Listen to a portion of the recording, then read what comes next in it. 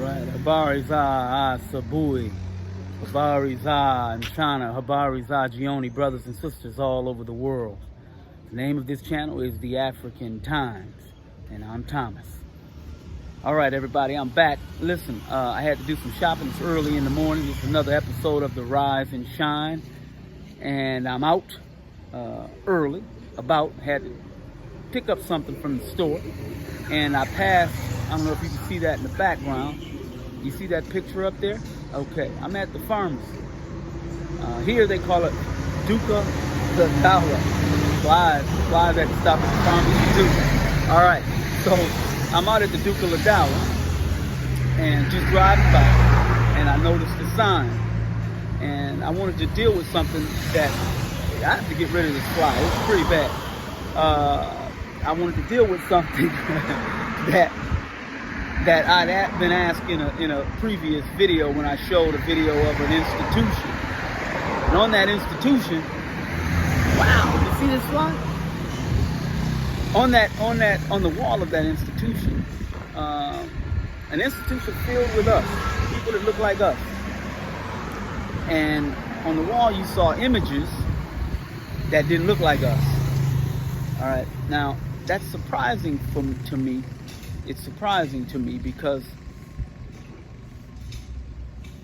when I see I'm surrounded by people that look like us, and on these institutions where it's all of us, and I see pictures of people that don't look like us, and even the population that the institution serves are people who look like us.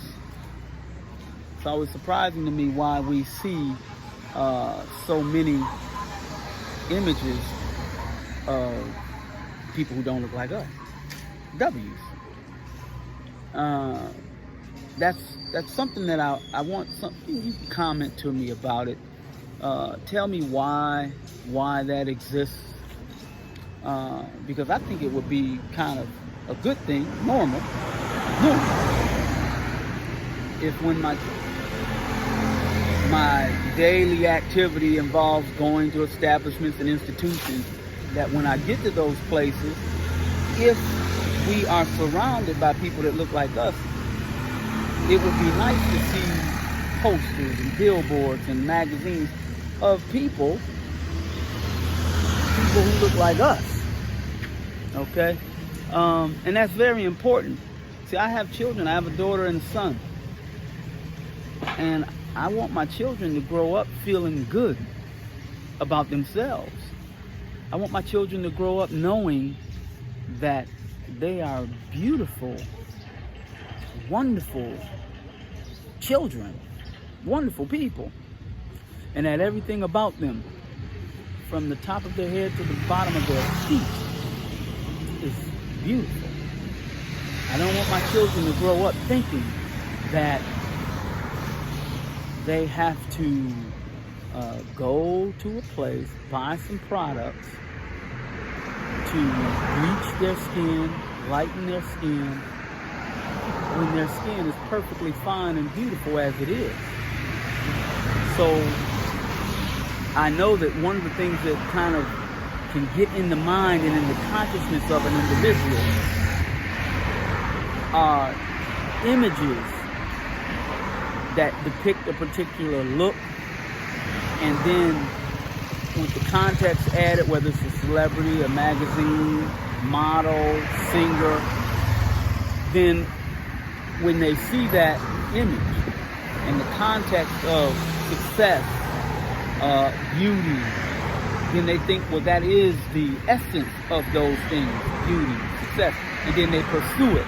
It creates a desire, a taste to be like that person on that image. So I just want to be clear. See, I have no problem with other people who admire themselves, who love themselves. Inzuri sana. That's a good thing. What I'm telling you that I have a problem with is when those images are projected to us, and those are not our characteristics, but they're promoted to us in such a way that it suggests in the mind of the individual who looks like us that your characteristics are not desirable to the larger society. Not even when they suggest this, and they do, they are not the larger society. But that's a part of the propaganda. The larger society is filled with people who have color, melanin, who have skin that is not W. Okay? So if they're telling you that the larger society, they use other terms like the main society or, the West. They use these terms, and when they use them, they tell you that group, the W, the West, the large society, mainstream, all of these fancy terms, they have a look that's satisfying to them, a look that's pleasing to them. Now, wow, something fell off the tree. When they do that, if someone tells you this look is desirable, light, white, then what they're telling you, another look is undesirable. Because this is what they desire. Now, that logic and reasoning isn't always the case. But we have so much evidence that with the W's, it is the case because of the vast amount of propaganda and images that are supported by the context that this is desirable and this is not desirable, you see. For example, the W's in their Hollywood machine, their entertainment machine, their public relations machine, their advertising machine, their marketing machine, promote a particular image of a woman who's desirable. What characteristics of the woman? And if you look closely, and you should all be seeing this because it's very clear, it's obvious. Those characteristics are the characteristics that what? They have. We have different characteristics. Different. Beautiful characteristics. And in many cases, characteristics that are so attractive that other groups desire them. But they desire them in such a way that they want to conceal their desire. Because they want to be very careful that they don't put out some kind of message that, yes, we are black, beautiful people. We have wonderful, wonderful qualities that are desired by many. Okay? I'm going to go into more detail about it, but I just wanted to let you know this is something that we have to be aware of. We have to educate our boys and girls that, no, you're beautiful.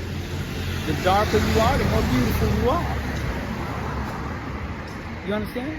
And make sure that our people, our boys and girls, understand that everything about them is special, exceptional. That's why we're unique in our characteristics and our attributes.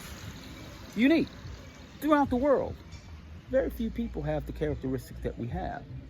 Now remember, you seek diamonds, tanzanite, gold. These things have a high value because of their uniqueness. Okay? All right, so I hope you understand.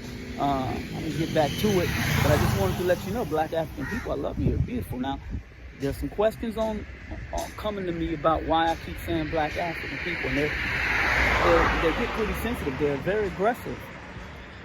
I'm going to explain fully why I say that. That's coming. Look for that.